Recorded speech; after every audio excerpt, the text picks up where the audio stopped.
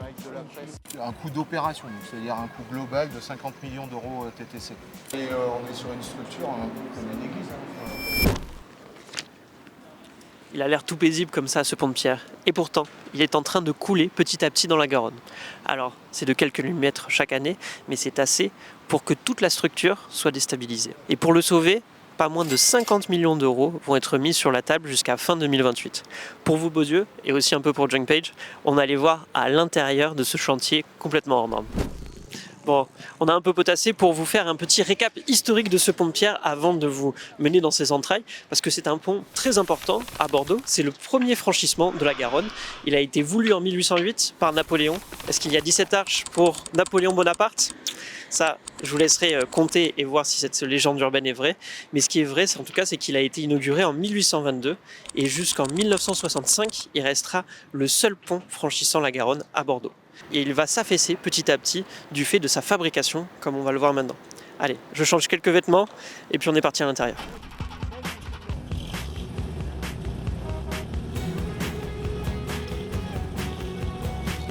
Je suis en train de mettre bien belles bottes pour aller visiter les entrailles du pont de pierre, car il paraît qu'il a quelques petits problèmes d'étanchéité et donc du coup on doit s'équiper. Après les bottes, on va avoir un chasuble, des gants, des lunettes et même un petit casque. Donc, du coup on s'est changé, nous voilà fin prêts pour rentrer dans un des symboles de Bordeaux avec notre guide qui va nous accompagner. Je vais laisser peut-être se présenter. Bonjour, Olivier Auquin, Bordeaux Métropole, représentant de la maîtrise d'ouvrage sur le chantier de confortement du pont de pierre. Voilà, maintenant plus qu'à aller voir les entrailles du pont de pierre. Allez, c'est parti. La chenille électrique.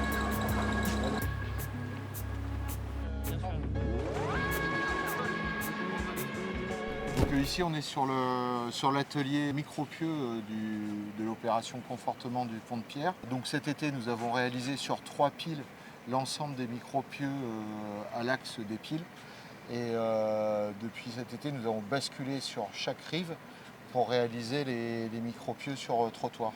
Donc le principe c'est de passer à travers les salles en sous-face de tablier pour aller réaliser le micropieux béton à travers la pile, passer à travers les fondations existantes et aller chercher le terrain plus résistant, plus porteur, à peu près à 30 mètres de profondeur. Les travaux s'étaleront jusqu'à quand ? Du fait du tramway, on va couper le tramway pendant les 2 étés prochains, 26 et 27, on a déjà fait 25. Donc jusqu'en 2027, on va faire des micropieux.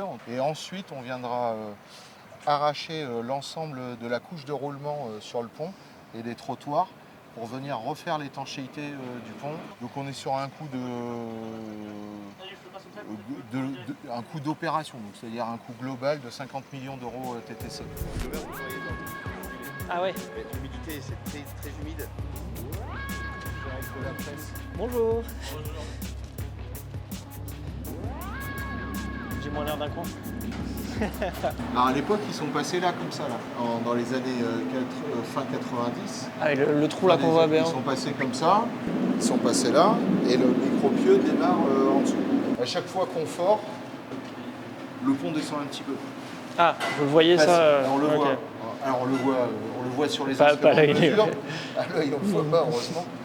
Donc ça, c'est vraiment une salle préparée. Mais du coup là, elle est préparée pour ensuite. Remplacer des pierres si besoin. Dans cette salle, là, comme ça, spontanément, j'en vois pas. Remplacer des briques. Simplement, celle qui fait le foutin. Ça s'appelle un foutin. Ok. Et on est sur une structure un peu comme une église. Vous regardez la voûte. Des voûtes, ouais.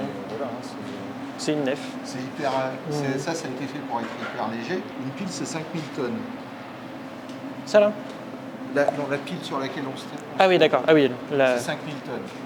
Un tramway vide, c'est 40 ou 45 tonnes, quelque chose comme ça, dans cet ordre-là. Ouais. C'est pas le tramway. Oui, qui va faire. Voilà. C'est le propre poids de la pile. C'est son poids qui fait couler l'ensemble de l'ouvrage, quoi. Ouais.